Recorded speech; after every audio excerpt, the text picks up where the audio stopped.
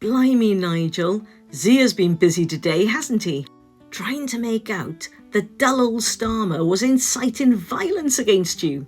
And then in quite a bold move, told the world that your security detail had been reduced by 75%, which he sort of linked with the fact that suddenly people were calling you out for what you are. But thank God, that your benefactors came to your rescue and seemingly they're sponsoring you £1 million a year just for security. But his statement, Nigel, was a masterclass of NLP, like if people want to protect you, maybe donate, help the fund for security. And nothing draws members of a cult, with an L, in more than thinking that they have to protect their leader and do anything to defend him. And then with all the pieces tied together, Zia said that if anything happens to you, Starmer is responsible. Now, I don't condemn violence at all, Nigel, but it's fair to say people have been attacking you for quite some time. Like, it really predates Starmer. And of course the reality with all these things is that it's down to the individual that has done the act, not anybody else. But I am confused given your history. Like, remember the time you told the Tories they should be hiding?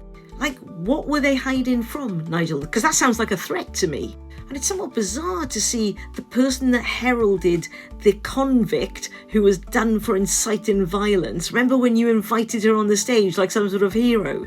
Like, you don't seem to have any problem with people that genuinely do incite violence. Like, you normally see them as a photo op.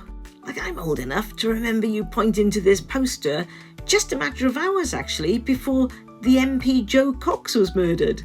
Murdered by somebody on the right. Or how about that time you said you were going to pick up a rifle and head for the front lines if they didn't deliver Brexit?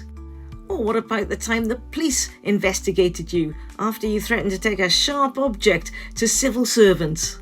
And let's not forget the Farage riots. Or when you told people that if voting didn't work, violence would be the answer. Or how about that time that you said you were going to call up a people's army to topple the establishment? Maybe Zia just doesn't know about any of that. Just to say, Nigel, if you don't want to be considered a racist, maybe just don't be one. I mean, Labour have been quite feisty, haven't they, this week, calling you out for who you are. There's been loads of comments about the Home Secretary saying that you're worse than a racist. She noted that it was verging on ethno-nationalism. And then in all the ironic statements, here's Isabel, Deputy Dick's girlfriend, today literally proving her point. In fact, Isabel's post reminded me of something, so I went to Grok to find out whether I was right and whether it was reminiscent of the BNP. And yes, it was, I was right. You'll be pleased to know, though, that ChatGPT said that she didn't use BNP language. However, the logic did overlap with ethno-nationalist arguments. Anyway, I don't blame you for making a fuss, because it's taken everybody's mind off the Russian connection. Well, I say everybody's mind. Look, the New York Times wrote an article about it. You know, about Nathan Gill, the former leader of Reform in Wales, who you claim not to know. You know, the guy that took money from the Russians to spew Russian propaganda.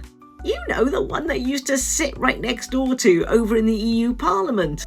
Anyway, just to tie everything up, I found this clip online about when they were asking you back in the day who was paying for your security.